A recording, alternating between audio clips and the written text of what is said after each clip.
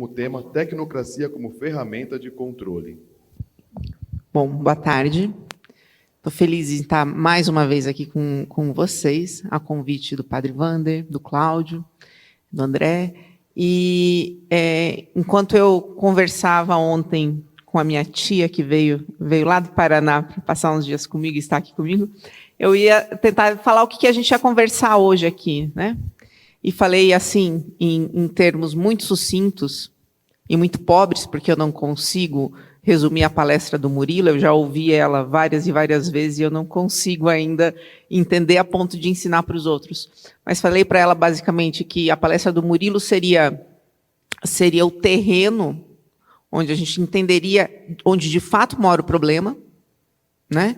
Qual é o problema, qual é a causa eficaz, qual é o agente que está por trás de tudo o que a gente vê de caos e de desordem na sociedade. Então, seria a palestra do Murilo, falando do sistema financeiro internacional. Não desanimem por vocês não terem entendido tudo, viu?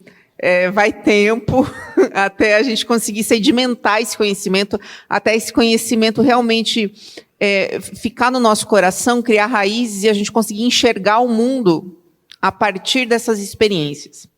E falei que, então, esse seria o papel da palestra do Murilo. A minha palestra seria o quê? Que existe um sistema financeiro internacional que busca, como fim último, escravizar a todos nós. A minha palestra seria uma camada acima da dele, mostrando uma coisa assim muito mais acidental em relação a dele, que é o quê? Qual é a ferramenta da vez, dentre tantas outras ferramentas que existem, que eles já colocam, já usam, já põem em prática, qual é a ferramenta da vez que eles têm utilizado, que eles pensaram, que eles foram lá buscar no armário de ideias que eles têm, qual é essa ferramenta que melhor servirá de controle a todos nós. Como eles podem nos controlar melhor? A resposta é com a tecnocracia. E a palestra da Andréia, que é a cereja do bolo, que é justamente assim, mesmo com a tecnocracia e controlando os nossos corpos, as nossas ações, eles não se dão por satisfeitos. Eles precisam controlar as nossas mentes, as nossas almas. Então, eles precisam também tomar de assalto o sistema educacional, que é a palestra dela. Então, eu vou correr aqui, que a minha, estou contando aqui 40 e poucos minutos para tentar passar para vocês. E eu comecei a estudar essa questão, acho que uns 2 anos, aí, lá por 2017. Comecei a tatear essa questão da tecnocracia. Antes eu não conhecia, não tinha ouvido falar nem nada. E eu lembro, primeira vez que eu falei, que eu fui chamada a dar uma palestra, e eu falei com a pessoa que estava organizando o evento, era em 2019, uma semana antes de fecharem tudo, né? Foi a última semana antes de fecharem aeroportos para viagem, né? Antes dessa confusão aí do Covid. E eu lembro que eu falei assim, olha, eu quero ir falar sobre tecnocracia porque ninguém está falando e a gente percebeu que o discurso tecnocrático chegou com tudo no Brasil. E quando a gente percebeu isso? Vocês provavelmente vão lembrar, porque vivenciaram essa questão.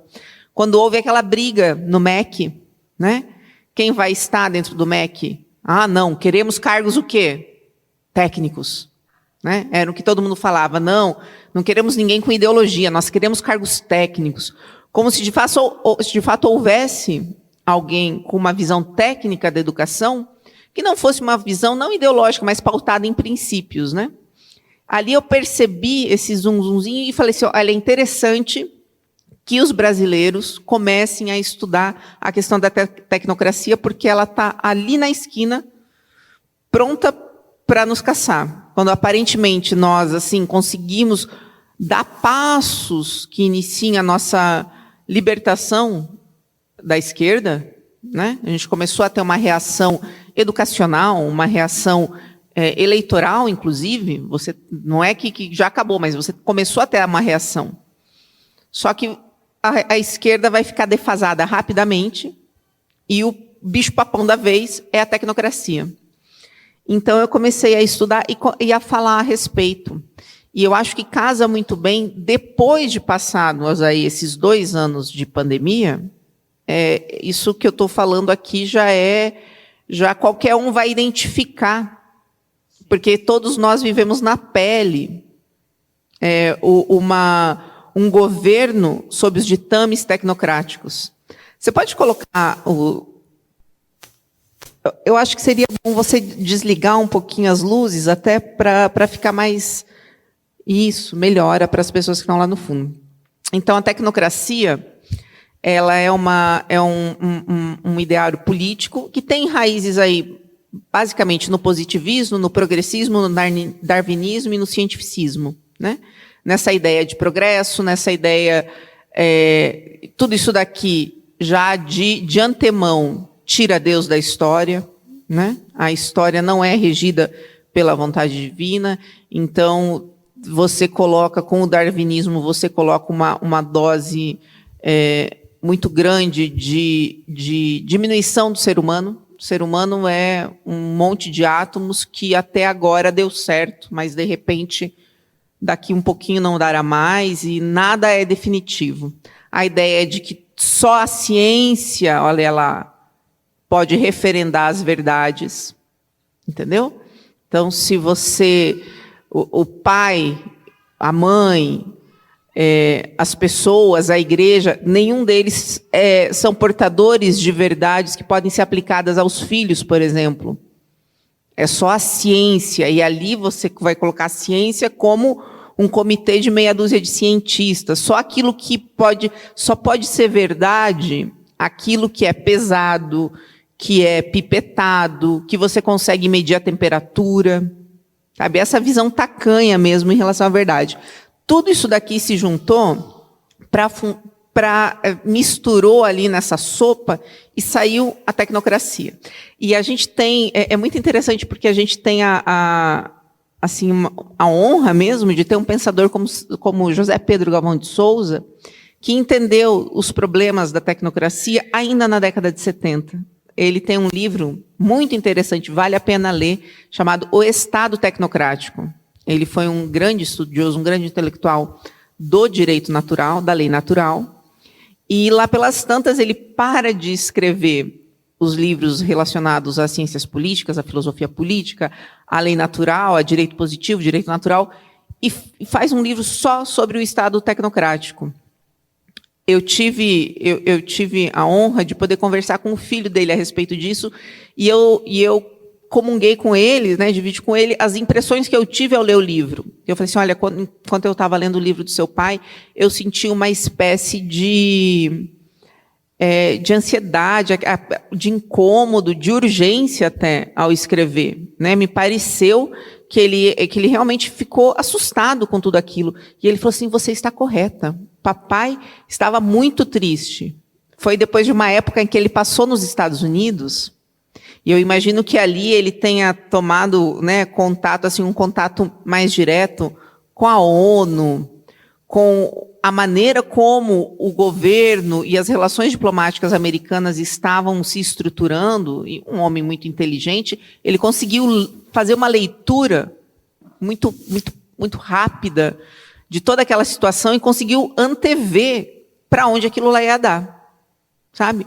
E foi escrever o livro, largou assim, as outras obras dele, você nota assim que elas são muito mais profundas, elas são muito mais obras assim até de uma especulação filosófica, né, da história e tudo mais. E essa do Estado tecnocrático tem um gosto de um manifesto, de um panfleto, porque ele está preocupado com aquela situação. Então aqui eu vou colocar, você pode passar para o próximo, fazendo favor? Esses aqui são trechos desse livro do José Pedro que eu indico a todos, se puderem comprar, comprem, que vale muito a pena. Ele fala que justamente, sabe, o que começa a acontecer nos mais variados países, uma tendência cada vez mais acentuada para o Estado tecnocrático. Surge o Estado como o quê? Denominador comum do neocapitalismo e do neossocialismo, que foi o que a gente viveu, é o que a gente está vivendo até hoje. Você vai juntar o pior do capitalismo e o pior do socialismo, vai fundir essas duas coisas e o resultado é o Estado tecnocrático. Ele vai falando também, pode passar para o próximo? No final, ele fala que a tecnocracia, longe de excluir a ideologia, não queremos ideólogos, nós queremos técnicos. Ele fala que, longe de excluir a ideologia, ela é a expressão mesma de uma nova ideologia. De uma ideologia baseada, como eu falei lá atrás, no cientificismo, no darwinismo, no progressismo, no iluminismo. Ele pontua, vocês me desculpem, mas eu vou voar nessa apresentação aqui, porque senão a gente não vai conseguir, vai dar 10 da noite, a gente ainda vai estar aqui. Ele pontua algumas características que se fazem necessárias, que você precisa ter tais elementos para que o Estado tecnocrático, de fato, consiga ser construído. O que é? Sociedade de massas. O que é uma sociedade de massas? A sociedade em que você é mais uma abelhinha da colmeia. Você não é uma pessoa com corpo e alma. Você é mais alguém que é só mais um número. Então, uma sociedade de massas, um dirigismo estatal. E um terceiro elemento muito interessante que ele já percebia ali, e que, se ele tivesse ideia da internet, eu acho que ele ia ficar mais assustado ainda, é que ele fala o quê? Os meios de comunicação de massa. Porque para você chegar em todas essas pessoas, para você fazer a cabeça de todas essas pessoas, você precisa controlar de uma maneira muito eficaz todas as informações, todo o fluxo de informação.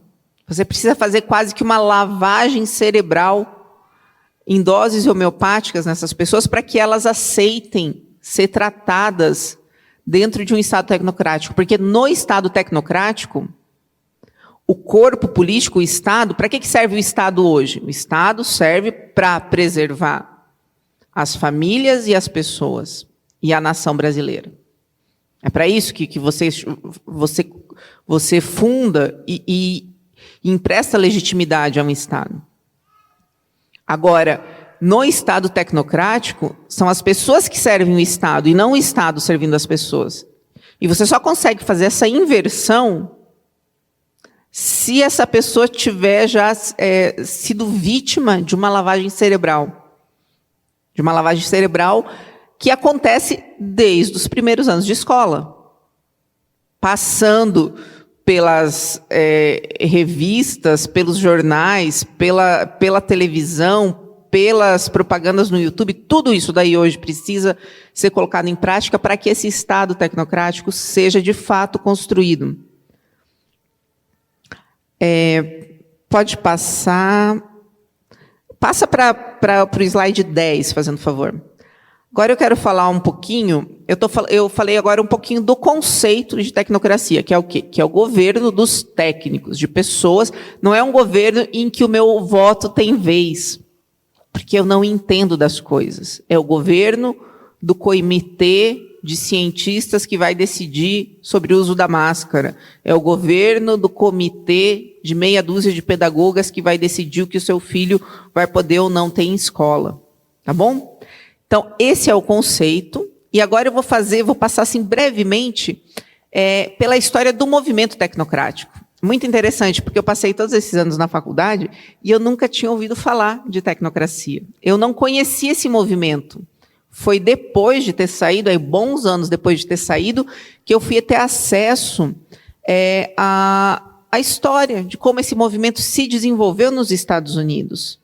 Esse aqui que vocês estão vendo é o símbolo da tecnocracia. Vocês vejam que é um sistema que está completamente em harmonia. Não sobra e não falta nada, né?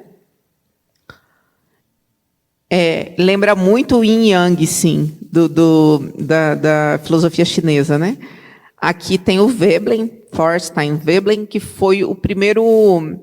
Ele foi o primeiro teórico, ainda no comecinho do século XX, ele escreveu sobre tecnocracia. muito interessante, isso aqui é só realmente a título de curiosidade, que você vai procurar a obra do Veblen e você vê que ele escreveu, por exemplo, artigos para uma revista chamada The Journal of Race Development, que é essa aí que está aí atrás, que depois se tornou, essa é famosa, a Foreign Affairs, que é a revista de troca de ideias, informações, de circulação de ideias no mundo da diplomacia. Todo mundo que é importante, sobretudo aquele Anglo-América, sabe?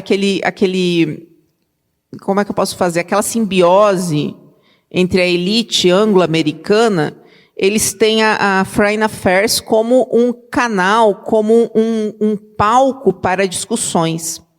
Antes disso, antes de ser politicamente incorreto, né, que você se chamasse a revista do desenvolvimento racial, eles estavam muito tranquilos discutindo. É muito interessante, vocês podem procurar, tem esses arquivos, estão todos disponíveis online. Você vai ver lá eles debatendo, por exemplo, a entrada dos Estados Unidos na Guerra das Filipinas, o que fazer com o México, como é o Brasil. Tem artigos do final do século XIX, começo do século XX, falando a sociedade brasileira é assim, tem tantas universidades, a agronomia é assim, os minérios são assados. Então, é o quê? É tudo uma comunicação desse corpo diplomático. Pois bem, era lá que estava o Veblen publicando seus artigos. Você vê que faz parte do círculo dele. Essas pessoas que pensaram a tecnocracia, pensaram já partindo da ideia, inclusive, de controle. Tá? Pode passar, vai para o número 14. Esse aqui, o Howard Scott, é o evangelista da tecnocracia, do movimento tecnocrático nos Estados Unidos. Como eu falei, você teve o Veblen, que escreveu, que é o teórico, mas quem espalhou a palavra, por assim dizer, foi o Scott, o Howard Scott. Ele fazia muitos encontros, feito esses que nós estamos fazendo agora, viajou os Estados Unidos inteiro e o Canadá, a América do Norte inteira, criando grupos de estudo sobre a tecnocracia e criando o que eles chamam de capítulos, que é mais ou menos como se fosse aqui um diretório partidário, entendeu? Em que você tem lá o diretório partidário Osasco, diretório São Paulo, diretório Barueri. Você tinha esses diretórios da tecnocracia. Isso daí, final da década de 20, começo da década de 30 nos Estados Unidos. E ele ganhou, em 1932, eles receberam uma sala do departamento lá de Colômbia, em Nova York.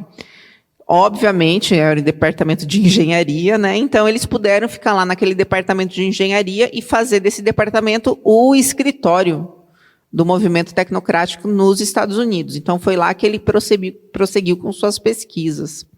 Pode passar para o próximo, fazendo favor. Olha, vocês estão vendo isso daqui, até se puder desligar tudo para poder ver, porque não tinha muita qualidade. Isso daqui são placas. Isso, acho que melhora, né? Vocês percebem? Chamando o pessoal para fazer a formação, falando que tal dia vai estar em tal lugar, dando palestras. Era um movimento que ninguém... É muito difícil a gente encontrar pessoas que entendam que essas coisas aconteceram nos Estados Unidos. Tudo isso daqui foi varrido da história. Eu já vou falar. Então, aqui, pode passar para o 17. O que é a ideia da tecnocracia? Defender o controle social e econômico através de uma governança de técnicos, né? Esse daqui é um trechinho que eu vou mostrar de um material, é uma espécie de apostila que eles faziam para as pessoas que iam para os cursos deles. Então, eles davam aulas sobre tecnocracia, o que seria, como a gente defenderia, enfim. E aqui ele fala que a tecnocracia é a ciência da engenharia social, a operação científica de todo mecanismo para produzir e distribuir bens e serviços para toda a população deste continente. Pela primeira vez na história humana, isso será feito como um problema científico, técnico e de engenharia. Ou seja, A sua vontade não entra na equação. Eles é que vão definir como os bens vão ser distribuídos conforme a ciência, a técnica e a engenharia deles, né? Não haverá lugar para política ou políticos, finanças ou financistas, extorsionistas e extorquidos, né? Isso daqui é do volume 3, 1938, às vésperas da guerra, eles estavam escrevendo isso daqui.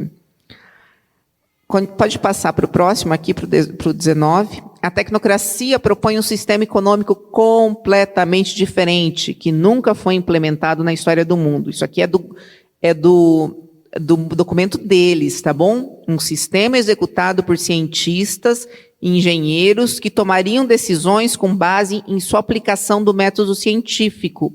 Olha lá, para controlar questões sociais e econômicas.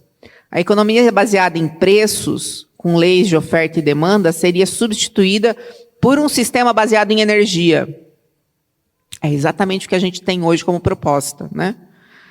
Os consumidores seriam forçados a abandonar o dinheiro tradicional em troca de créditos de energia, que seriam gastos para adquirir bens e serviços que são artificialmente baseados na energia consumida para oferecer tais bens. Pode passar. Os elementos desse novo sistema, eles estão serviços nesse curso de estudo em tecnocracia. Se você digitar isso daí em inglês, você vai encontrar a apostila lá com mais ou menos umas 300 páginas. Então, o que eles falavam nessa apostila que seria necessário fazer para implementar a tecnocracia? Olha lá, isso aqui na década de 30, gente. Registro em uma base contínua de 24 horas por dia da conversão total da rede de energia. Por meio desse registro de energia convertida e consumida, tornar possível uma carga equilibrada, que é todo o símbolo deles, né? Uma carga equilibrada. Tipo, não vai ter nem mais nem menos. Vamos controlar tudo que é feito e tudo que é consumido. Olha isso daqui, fornecer um inventário contínuo de toda a produção e consumo. O Murilo falou, internet das coisas. Quem aqui já viu propaganda? Né, com a internet das coisas, a sua geladeira vai saber a hora que você tem que comprar ovo. Já ouviram falar nisso? É isso, inventário contínuo de toda a produção e consumo. Registro específico do tipo de todos os bens e serviços, quando produzidos e quando utilizados. Registro específico de consumo de cada indivíduo, além de um registro e descrição do indivíduo. Pode passar? Pode passar? E como que essas ideias, elas acabaram virando populares nos Estados Unidos? Bom, você tem a crise de 29, a crise é essa que o Murilo falou, que foi causado pelo sistema financeiro. E o capitalismo entra em descrédito, e não é de todo errado que entra em descrédito, sobretudo aquele capitalismo que estava sendo operacionalizado nos Estados Unidos naquela época. As pessoas começam a procurar outras formas de pensar na organização da sociedade. Pode passar, tem aqui, é interessante, tem muita publicação em jornais da época, tá? Vocês estão vendo aqui, eu sei que não fica muito bom, mas a própria qualidade do documento em si não é boa, então não tem como fazer muita mágica. Aí, pode passar no outro. Pode passar, vai para o 26, eu vou dar uma corridinha aqui. Olha aqui, essa aqui é uma revista, eles publicavam uma revista mensal chamada The Technocrat. Aí, vocês veem que tá escrito aqui, o Tio Sam não tem dólar baseado no ouro suficiente para satisfazer todo mundo, mas o tecnocrata promete dólar baseado em energia suficiente para dar para todo mundo o equivalente a 20 mil dólares por ano. E vocês estão vendo que é um robozinho distribuindo raios, distribuindo energia? São os créditos de carbono, gente, que vocês ouvem falar. Tá? Ó, o Murilo quer roubar meu tempo. Vou roubar só rapidinho, que inclusive é porque contextualiza muito bem o que a Fernanda está falando. Foi uma referência, inclusive, que a Fernanda me passou, um autor chama Patrick Wood, americano, que estuda esse problema, e uma certa feita, quando estava tendo essas discussões de cidade inteligente aqui no Brasil, eu li um documento dele sobre isso, que ele explica o seguinte, que, por exemplo, o 5G, a principal necessidade do 5G, para vocês terem uma noção de quanto isso está próximo, não é a qualidade do serviço de internet para a gente, não aumenta tanto em relação ao 4G, é que o 5G ele tem uma capacidade muito maior de monitoramento do movimento humano, tem uma diferença da tecnologia, e que com o salto para o 5G vai acontecer o seguinte fenômeno. Os supercomputadores atuais, eles vão ser capazes de monitorar em tempo real todas as atividades de uma cidade como São Paulo. O que isso quer dizer? Você está com um celular, você tem algo que te rastreia, e todos nós temos, o seu vizinho tem, então você está sendo rastreado também. Então, eles vão ser capazes de acompanhar em tempo real tudo que vocês fazem, tudo que nós fazemos, quem você encontra todo dia, toda nossa vida vai estar absolutamente sendo registrada em tempo real num computador. Esse é um dos motivos pelos quais estão correndo tanto com a implantação do 5G. Voltando. Você volta no anterior, que estava aqui, ó, era aqui que estava. Vocês estão vendo o robozinho dando uns raiozinhos de energia para as pessoas, né? Pode voltar para aquela próxima que você estava, a 27. Essa aqui é a capa. É muito interessante porque, olha só, o que está acontecendo aqui nessa capa? Você tem um robô que simboliza a tecnocracia, né? É algo que não tem vida, que não é humano. E ele está atacando o quê? A capital política. Está atacando os políticos. Washington, né? Você percebe que é uma briga contra a própria ideia de representatividade política. Para com essa ideia de que você vai votar e você vai ter alguém defendendo os seus interesses.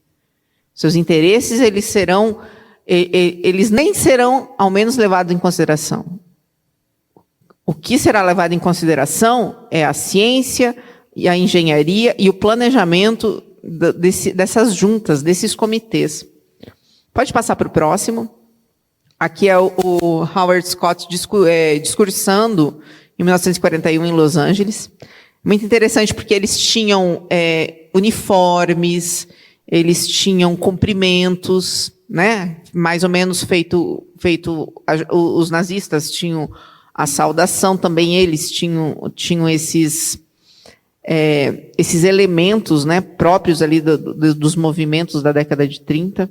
A cor deles, que não podia deixar de ser o cinza, né? É uma cor realmente de zero vida. Um dia cinza é aquele dia em que você não, né, que tá ruim, que tá chato, mas é a cor de uma sociedade pós-humana, gente, de uma sociedade transhumanista.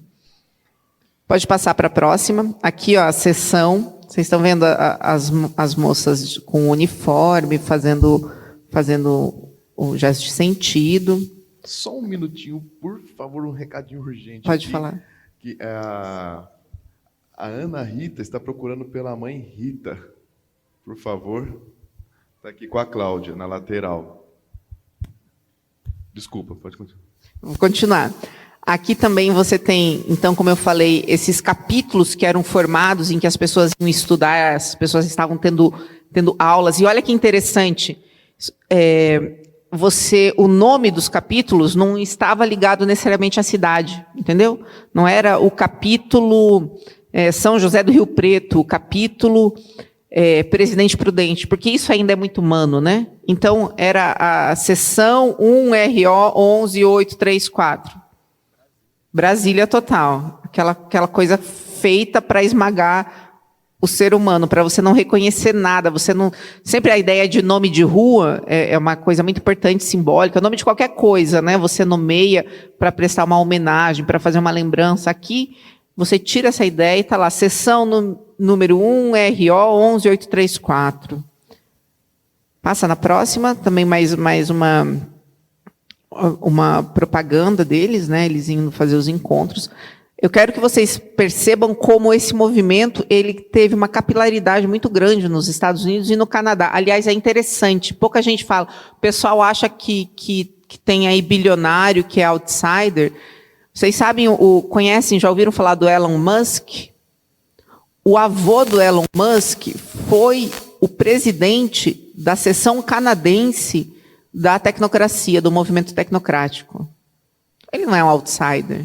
Assim como o Bill Gates não é, assim como o Jeff Bezos não começou. Ninguém ali começou do zero. Todos eles têm conexões ou com o complexo militar industrial, ou com os próprios banqueiros. Quem aqui sabe que o Bill Gates é neto de gente que trabalha no Fed, no Banco Central Americano. Eles é vendida para a gente a historinha, aquele conto da carochinha, de que os caras estavam lá na garagem do papai e que fizeram um super programa e deram certo na vida, e são os bilionários, filantropos, todos eles com conexões para lá de discutíveis com a elite daquelas épocas. O Elon Musk é mais um, tá bom? Passa a próxima. Esse daqui se você fosse comprar um carro nos Estados Unidos na década de 30, você poderia escolher dentre as várias cores. Hoje que é comum a gente só ter carro preto, branco ou cinza, né? Mas naquela época você tinha várias cores, uma cartela de cores imensa para você poder escolher. E tinha o cinza tecnocracia. Feito, a gente tem o azul bique, o azul turquesa, sabe? Você tinha o cinza, estava lá no catálogo. Era o cinza tecnocracia, é esse cinza aqui, ó, tá? Pode passar, pode passar. Você vai para mim, por favor, para a página, para 37. O que aconteceu com a tecnocracia? Esses movimentos foram crescendo nos Estados Unidos, e você começou a ter um capítulo da tecnocracia também na Alemanha. Não durou muito tempo, mas ele não foi perseguido por Hitler, ele foi absorvido. Hitler absorveu aqueles tecnocratas, passaram a trabalhar para o movimento nazista, dentro do Estado nazista alemão. Isso, à medida em que iam aflorando ali os conflitos da Segunda Guerra Mundial, isso acabou manchando o movimento tecnocrata dentro dos Estados Unidos. Então, o que acontece? Ele é varrido para debaixo do tapete. E lá, debaixo do tapete, escondido, submerso, fica esse movimento até mais ou menos a década de 70. Quem é que é a pessoa que vai lá e ressuscita esse movimento na década de 70? É o Rockefeller, o David Rockefeller. Por quê? Porque ele palpitava o coração, esquentava o coração dele quando ele ouvia falar da tecnocracia? Claro que não.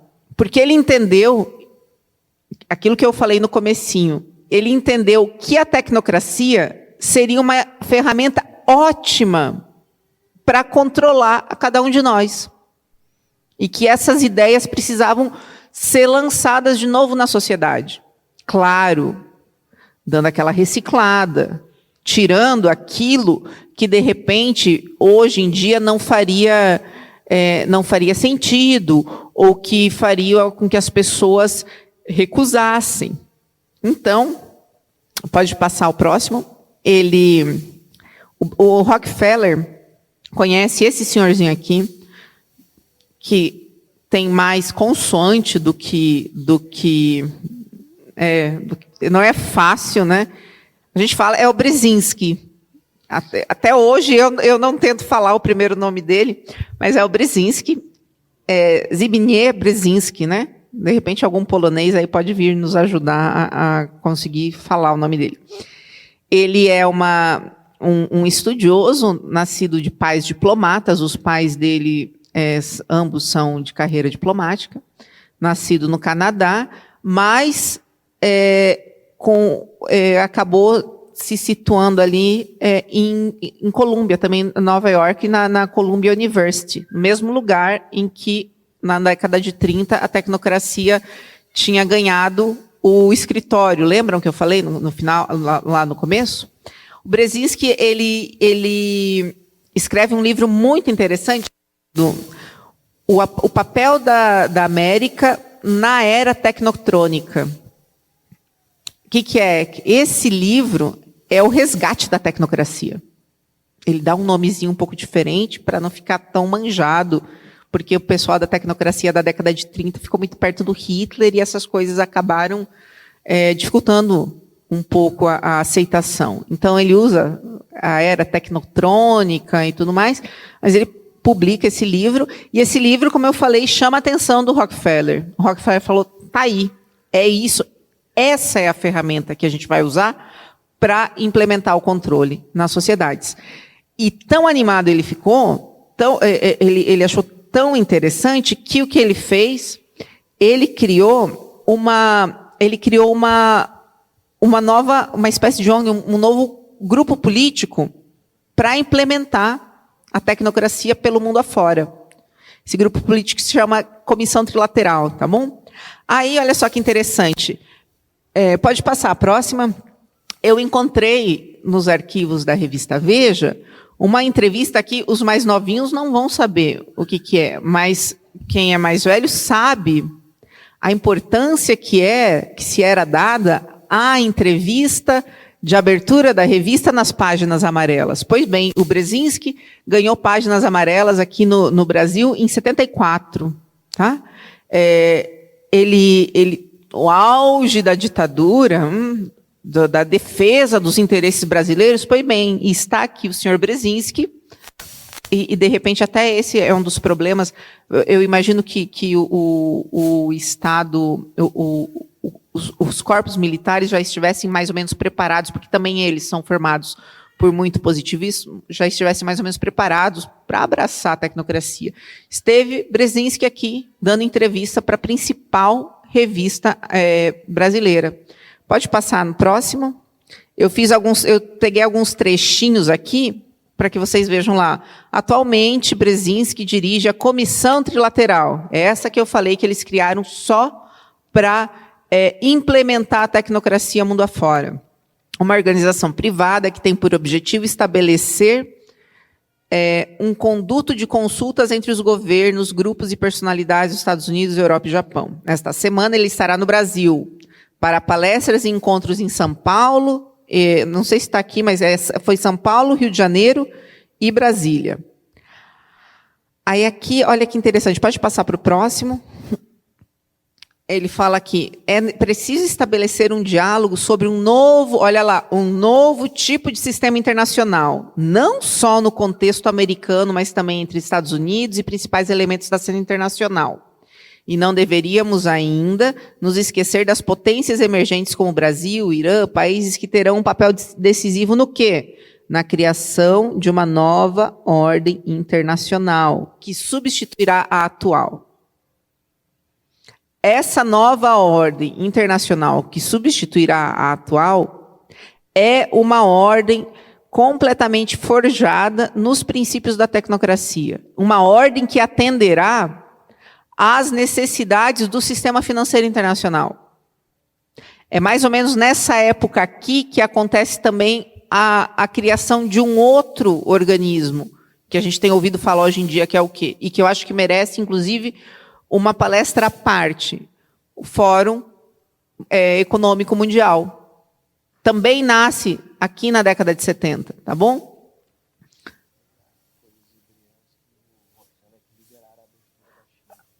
Eu não vou conseguir falar. O Murilo falou que era para eu falar que foi o Rockefeller e o Brzezinski que lideraram a abertura da China, mas se a gente entrar nessa daí, a gente não sai daqui hoje. Aí, pode passar para a próxima, para o slide 42. Você está vendo aqui que a Veja pergunta, e a ONU, ela poderia ter um papel importante nessa nova ordem? Aí o Brzezinski. Sim, embora a ONU, por ser uma organização universal, nem sempre possa resolver problemas nos quais, em muitas ocasiões, países individuais têm uma participação mais direta.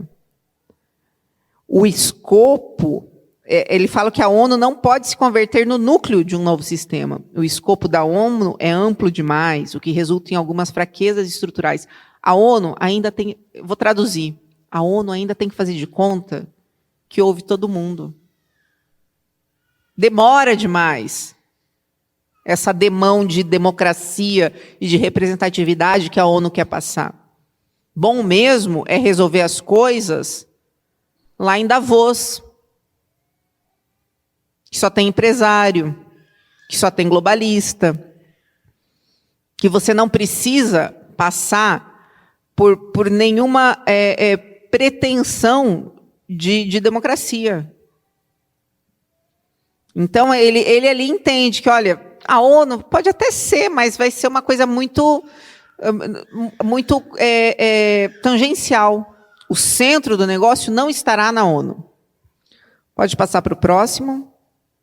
Aí o repórter fala, seria necessária, então, uma organização paralela à ONU? Ele fala, o que precisamos é criar instituições que possam tomar conta de problemas específicos.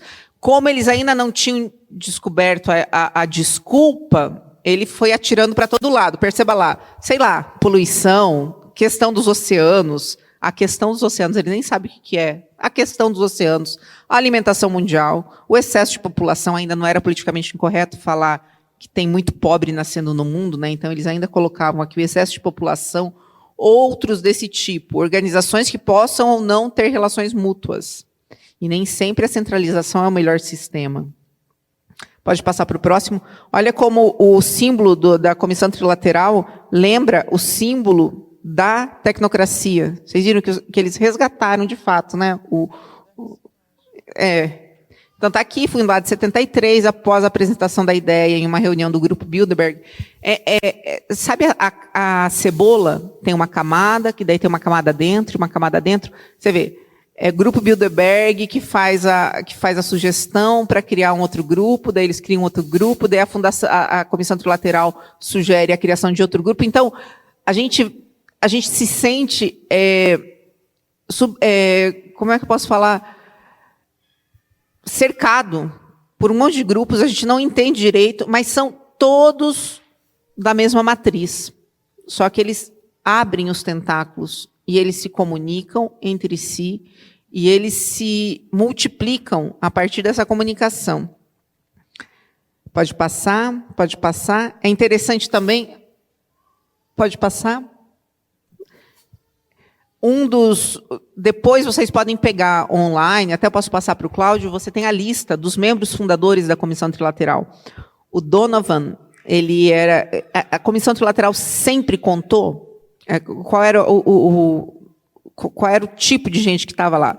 Ou era político, ou era gente rica, né, empresário, banqueiro, industrial, ou era gente da imprensa, porque eles precisavam manter as coisas low profile, eles precisavam deixar as coisas miúdas, sem ninguém falando nada. O Donovan, por exemplo, é um dos membros fundadores da Comissão Trilateral.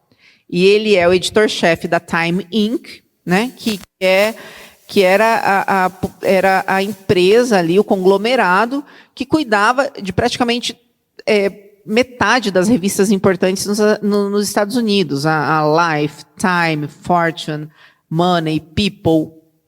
E foi quem veio para o Brasil dar assessoria, consultoria, para que se criasse no Brasil uma revista aos moldes da Life. Inclusive bem parecida, Life, L-I-F-E, 4 palavras. Qual é a outra revista que a gente tem no Brasil? 4 letras. Qual é a outra revista que a gente tem no Brasil? Veja, esses dias eu estava lendo um site de fofoca, eu confesso, mas era de uma ex-mulher do Boni.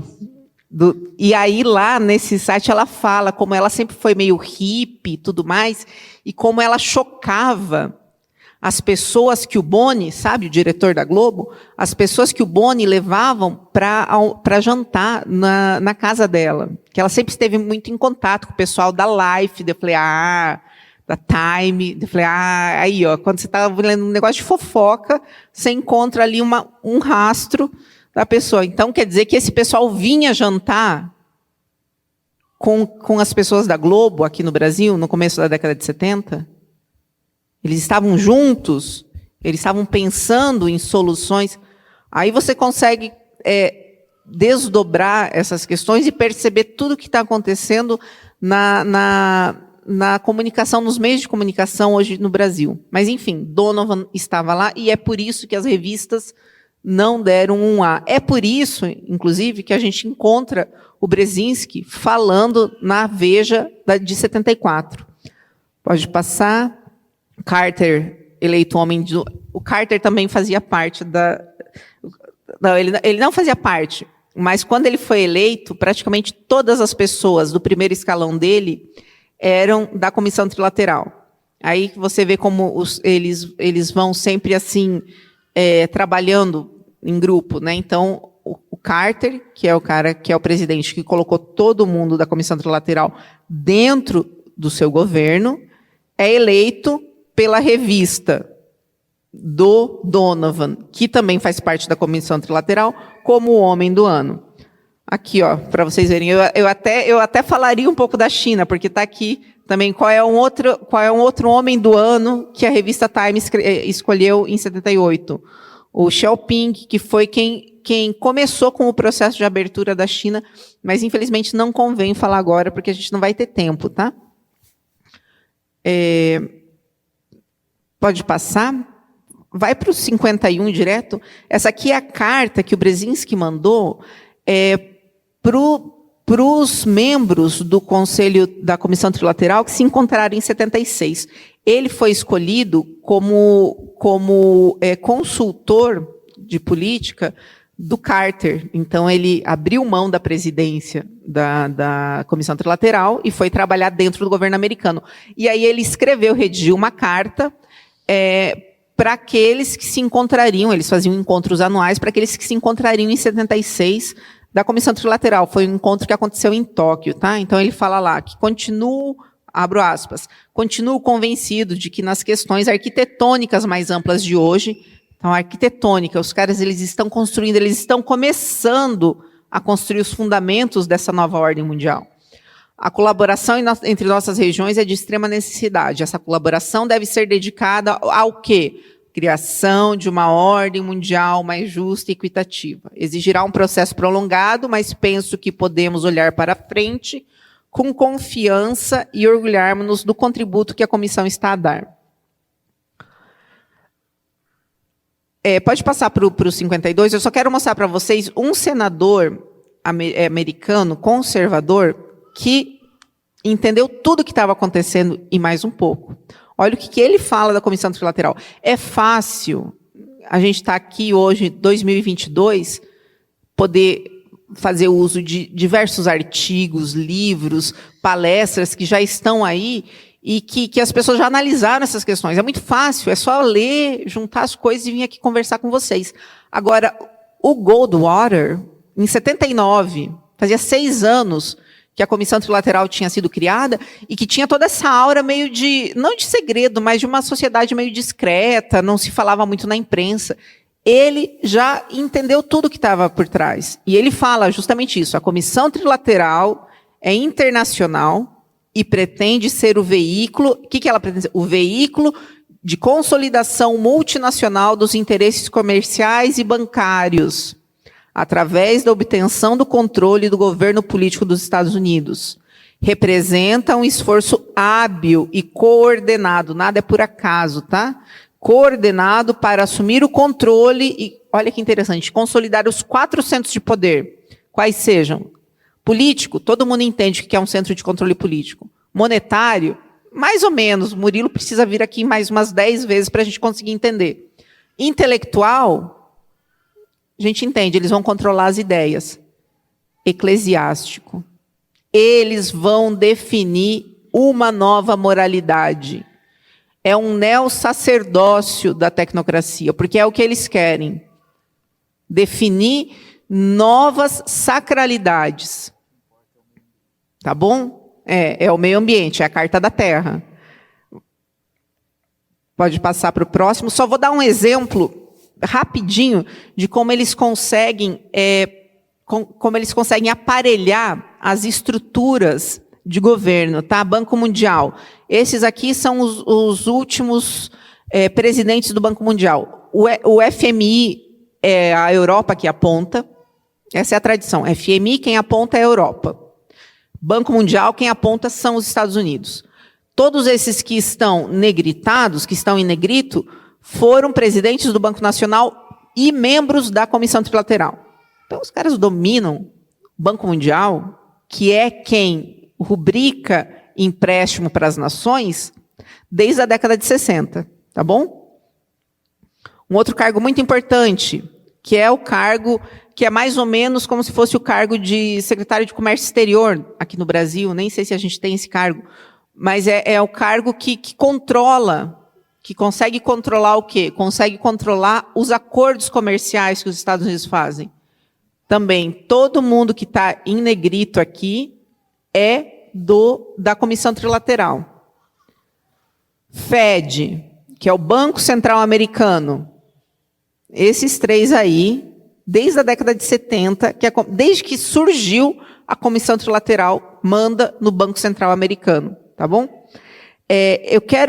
Vejam, quando você controla o Banco Mundial e quando você controla o comércio exterior americano, você consegue colocar em prática coisas muito interessantes, como, por exemplo, você pode voltar para mim no slide 30. No slide 30, a gente consegue perceber uma coisa que, assim, passou batido. Eu demorei para olhar aquilo lá me chamar a atenção. Vocês estão vendo aquele mapa mundi que está lá atrás, da aulinha deles? Não é o que está em negrito ali não é os Estados Unidos. Vocês perceberam? É uma junção dos Estados Unidos, do Canadá e do México, e pegando ainda parte da América Latina, a Venezuela, inclusive. Gente, será que esse pessoal aqui tinha uma bola de cristal e eles previram o NAFTA? Não. Eles queriam o NAFTA desde a década de 30. E como eles controlam o Banco Mundial, como eles controlam o cargo de secretário do Comércio Exterior dos Estados Unidos, e como eles controlam o FED e tantas outras esferas de decisão, eles conseguiram aprovar o Tratado de Comércio como é que é? Do Atlântico Norte é o TAN, eu não lembro, mas é o NAFTA, que é o Tratado de Comércio que une Canadá, Estados Unidos e México. Está aqui, num mapa, numa sala de aula da década de 30, do pessoal que se reunia para falar de tecnocracia. Eu teria um pouco mais de coisas para falar, mas, infelizmente, a gente ficou um pouco corrido, né? Por último, vai para o slide 75, fazendo favor. A gente vai falar do Great Reset, tá? Que é aquilo que o Murilo falou. Você não terá nada e será feliz. Você vai passar a sua vida inteira tentando pagar suas dívidas. Você não vai ter família, porque ter filho custa caro, não é o que todo mundo fala para a gente. A única lealdade que você vai ter é a operadora de cartão de crédito, até porque, se eles desconfiarem que você não gosta deles, eles cortam e você não consegue dar a volta. Você vai estar vivendo de correr atrás de pagar a fatura e correr atrás de pagar a fatura. Você não vai ter nada e vai ser feliz.